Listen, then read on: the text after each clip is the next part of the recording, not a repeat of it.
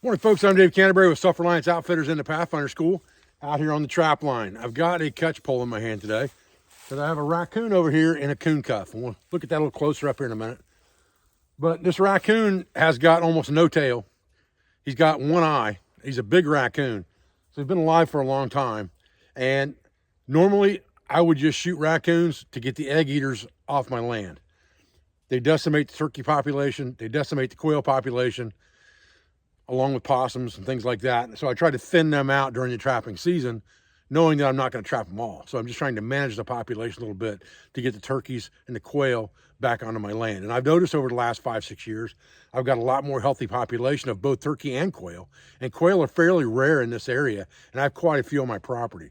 And it's because I'm managing these egg-eating type scavenger animals. However, I kind of feel sorry for this guy because he's been alive for so long. He's such a brute, one eye, no tail. So we're gonna let him go. So we're gonna use this catch pole, get him out of this coon cuff. I'm gonna walk you through that. And we'll talk about these coon cuffs and why they're so effective and why they're such good traps to use around farms and homesteads where you're worried about animals like domestics getting into those traps. So stay with me, guys.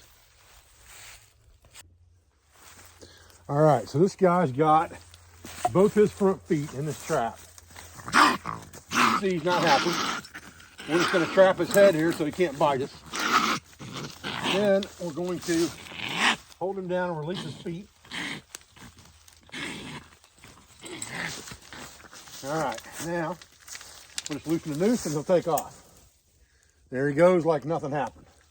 Running up the road and back off into the woods. Now, let's take a closer look at this trap. He's got it wrapped around a tree here. We'll get that loose and we'll talk about it here real quick. Okay, so we've just got this tethered by a cable to a tree, and it's got a stake in it to stab it into the ground. And basically it's just a spring-loaded trap. We talked about these in the modern trapping series that puts their hand, or both hands in this case, in kind of a handcuff scenario. So all you do is squeeze that down and pull the lever down over the top. You've got a trigger in the back of this trap. It's kind of a push-pull trigger. So whether he pushes it or pulls it, he's going to get hung in it. Okay. So the way we've got this set now, if he pushes on the trigger, it's going to fall into the slot and go off. If he pulls on the trigger, it's going to fall off the back side and go off. So we've got this set up in a push-pull manner.